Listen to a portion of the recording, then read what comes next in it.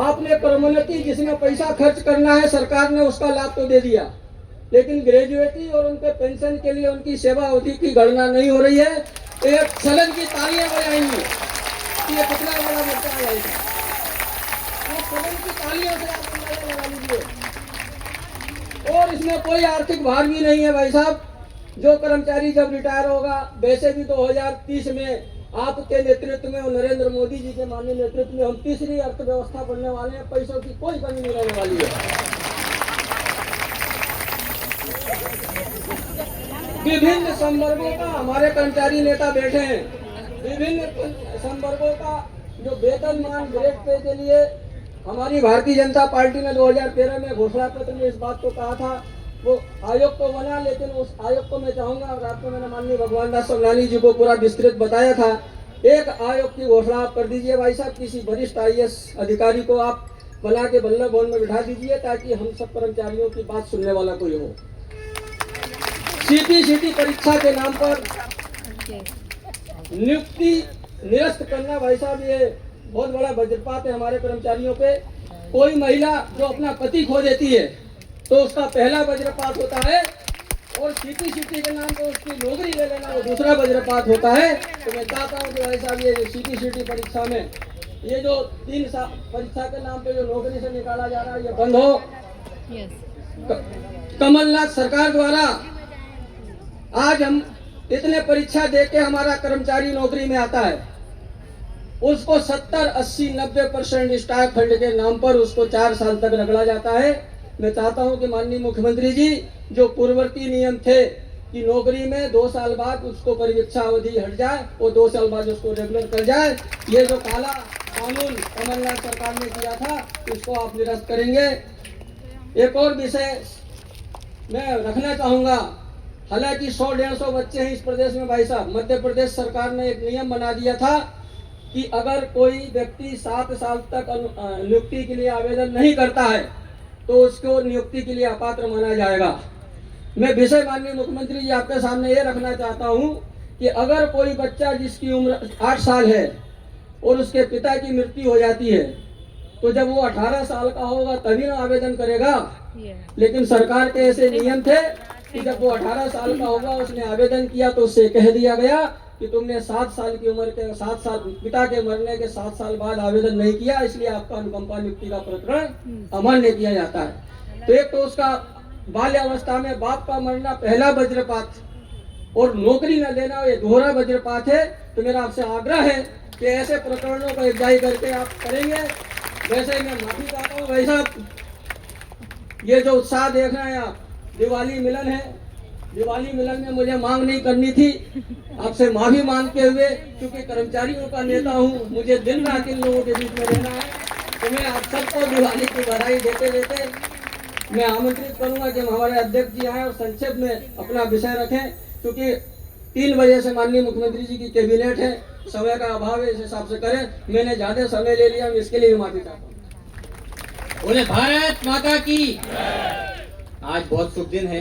तीनों लोगों के अंधेरे को नाश करने वाले आशा के प्रतीक दीपक के प्रकाश की नकारात्मक को समाप्त कर सकारात्मक आने वाली है। ऐसे दीपावली पर्व पर उपस्थित हम सबके लाडले, हम सबके मुखिया सम्मानीय डॉक्टर मोहन यादव जी, उनका मैं आत्मीय पुष्प से हार्दिक अभिनंदन करता हूँ।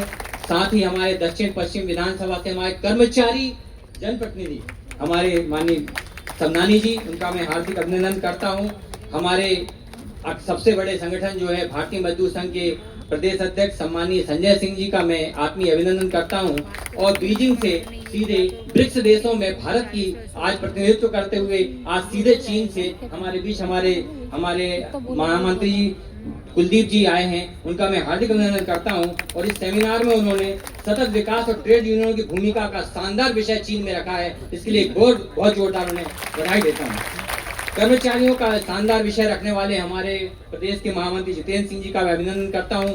हमारे अखिल भारतीय राष्ट्रीय राज्य कर्मचारी संघ महासंघ के अखिल भारतीय अध्यक्ष गौरव सोनी जी का मैं अभिनंदन करता हूं।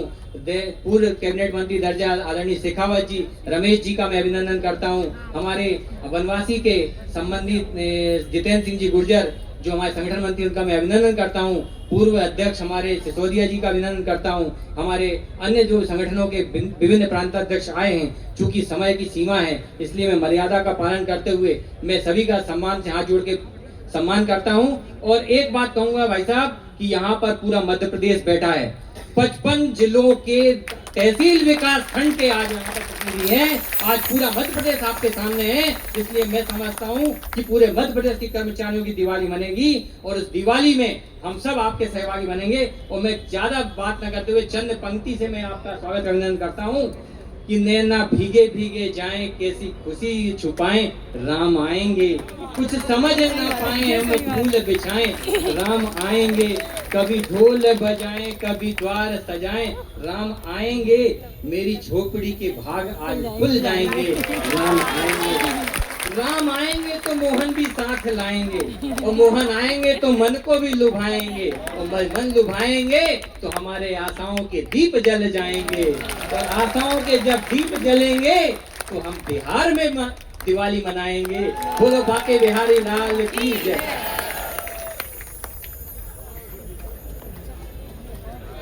मैं चूंकि हमारे भारतीय मजदूर संघ के महामंत्री अभी ब्रिक्स देशों के सम्मेलन से आए हैं, तो मैं चाहूंगा कि माननीय मुख्यमंत्री जी को जाना है, मैं प्रोटोकॉल समझ रहा हूं और मैं ये भी समझ रहा हूं कि मेरा आगे के कार्यक्रम के लिए मैं अपना बाल भी विराम भी नहीं लगाना चाहता, इसलिए कुलदीप जी आए और अपनी बात रखें।